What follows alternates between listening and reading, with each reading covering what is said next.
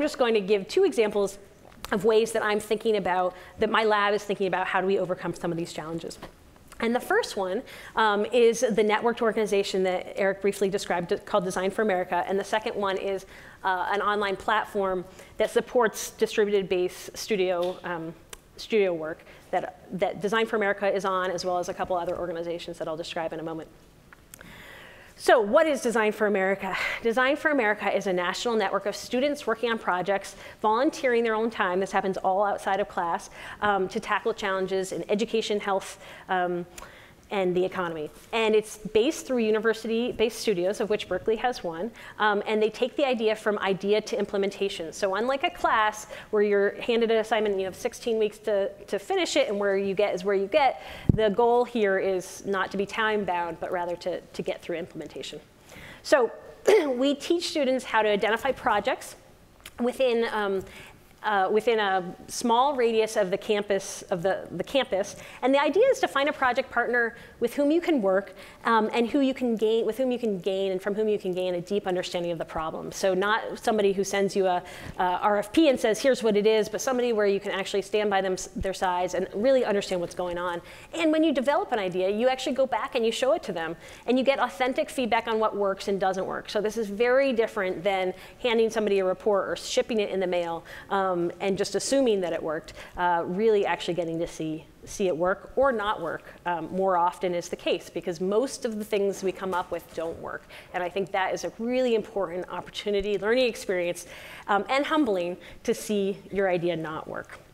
So as an example, there was a team here that went down to a local hospital, and they were able to observe in the local hospital the challenge with hand hygiene, and how they might work with them.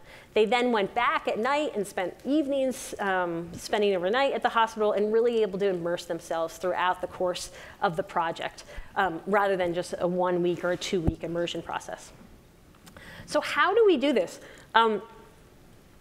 At Northwestern, we have a central headquarters. We have 40 different campuses.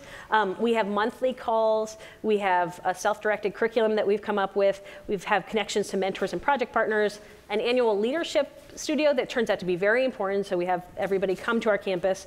And again, the idea is to make these college campuses not bound by place or by time, but really embedded in this network. So here's a brief look at the colleges.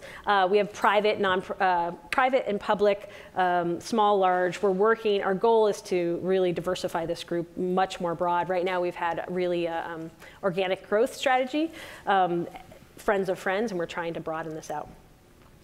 So how does this help how do students learn how to prepare and engage in collective innovation? I'm going to give you a few examples about how they're learning some of these skills, how they're able to learn how to develop and tap into these diverse networks, how they're developing relationships across domains, and laying the foundation for the online reputation, which is so critical for collective innovation. So first, they pick projects that are of interest to them, totally self-selected, in the categories of education, environment, health, and economy. These were picked as general domains, and that we found that these were the areas that students were particularly motivated by and typically had personal stories that connected them to a challenge in this particular area. The problem then drives learning activities. So here is some photos of one of the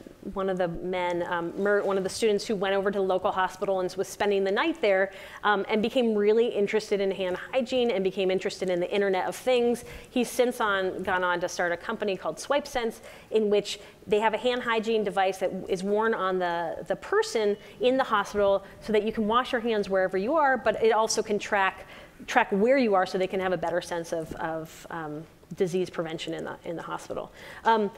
He and others would say other classes handed us the problem on a platter and told us that's what the problem is, and you have to, told us here's what the problem is and you have to figure it out. In DFA, you have to figure out what the problem is. And I think this is very critical and central to the students figuring out what drives them. Being driven by a passion or a mission rather than a major, and then having that drive your learning activities. They have to learn how to tap into and manage diverse networks by having 40 universities across the country. They have both an extensive peer network as well as partner network, mentor network, and expert network. They work with a range of students. Obviously, from Eric's introduction, you've learned I'm interdisciplinary by nature. I thrive and think great work happens when we're working with many different people. Anybody can join. You just have to have a commitment to making impact and to implementing your idea. And so we have great diversity. I'm extremely proud of the diversity of participation we have. And what's exciting to me about this in particular is that this, again, drives, can't say enough about how this drives learning. I've had music majors saying to me, I was terrified of the 3D printer. I didn't know what that had to do with me. But then once I knew something I wanted to build for this partner I was working with in the community, that motivated me to learn it. Then I wanted to know how to work it and what to do. And once I got into it, I realized I could do it. 57% self-identify as female. Again, all majors participate, but in terms of the maker community and innovation and entrepreneurship, usually you don't see quite this. Usually it's quite imbalanced the other way. They're learning how to lay the foundation for online reputation, so they're putting a lot of their projects that they're working on, as well as their reflection online. So it could be, it's not quite as public as, say, a Kickstarter platform. They'll put it up, and they'll often explain what worked and what didn't work about it. And what I think is interesting is employers are finding this really compelling. So it's not that they had a product that was a runaway success, but that they tried something and they tested it and they learned what worked and what didn't work and what they would do next time. So some measures of success of Design for America. We've had over 3,000 designers participate, over 650 projects, 17.7 million secured to scale ideas. And I hesitate to put this number up here because it's really not. The goal is implementation, and implementation can happen through developing an independent entity. It can also happen through a partnership, and many of the ideas happen through partnerships. And so this is just absolutely one measure. And we approximate 60,000 lives impacted. And let me show you how we get to that. The way we think about it is we think about the reach that you might want to have, how many people you might want to reach, and the duration that you might reach them for. Understanding that many projects fit in different ways. So another interesting phenomenon that's occurring from this is this educational model is being picked up. There's discussions about design for Taiwan, design for Pakistan, China. Some high school students and grade school students are thinking about how do they have this model of educating students in this collective innovation process. These are the stars on this map represent countries that have participated in the model, and what's wonderful about our university school system is it's so very diverse, and so you can imagine people participate and then go back to their home country and really move on this movement.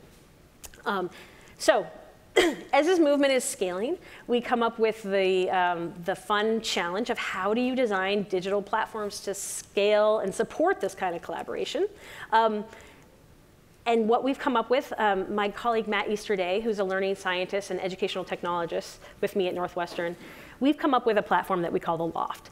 And it's a digital platform, it's a digital home base, as we sometimes say, to help people support and learn about this collective innovation process and use the resources of each other. So Design for America is participating in this, as well as the Roosevelt Institute, which is a student-based policy institute that has over 8,000 student members. And what we've learned is while we designed this platform initially for Design for America, we've learned that there's a lot of groups out there that are trying to learn outside of the classroom, trying to collaborate with each other, manage their projects, and push them through to implementation. So what does the Loft do? Based on our research and our experience, we found that the Loft has to have five main tools. The first one is setting goals. So you can think of this as milestones, planning your next step. If you don't have a teacher or you don't have a boss telling you what to do, how do you decide what to do next and go where to go next. There are guides, which are literally, they're guidance tools tailored to teams, just-in-time information, so we can figure out where you are in the process and deliver information at that time, some guidance. There are sprint tools, again, to help facilitate process. Crowd critique tools and glanceable views. I'll show you what I mean by each of those. So in the goals, we've realized we need to have a library of innovation methods or badges. So these are basically, they're like, we describe them as Girl Scout badges for designers. They help you set up what a particular skill is that you're trying to learn and how you're going to learn it. And then give an example, you submit your example of how you learned it, and that allows other people to also see your examples. We have, the next one is guides, as I mentioned. So this is a library of techniques, how-tos. Again, they're crowdsourced from other people who have submitted ideas into the system, which makes for really rich resources and examples that people can draw on. We also have the sprint tools. This helps people, again, we found that when you have this wide open project, you don't know what to do, having some very specific goals for yourself that you set out, that you get to choose and say where you're going to go. Generally, we know the process you're following. How do you do that? This helps students manage the multiple responsibilities and develop the skills that they're trying to get to. And then lastly, we have what we're calling stand or critique tools. This, again, allows you within this smaller network to broadcast out and say what challenges you're working on and ask for feedback and support when you need it in a much more structured way than that broad ecosystem was that we were studying earlier. And so I'll conclude by saying these are just some of our some of our ideas about how we might attempt to think about and support collective innovation, how we might think about supporting roles, communication, trust, and reputation. I think there's lots of opportunities in this space. This is just absolutely one cut at it. But the bigger picture I want to leave you with, and really the call to action, is really thinking about how we can develop more products that, by more people, that can help different communities to enjoy their day-to-day better. I'm going to finish with a quote that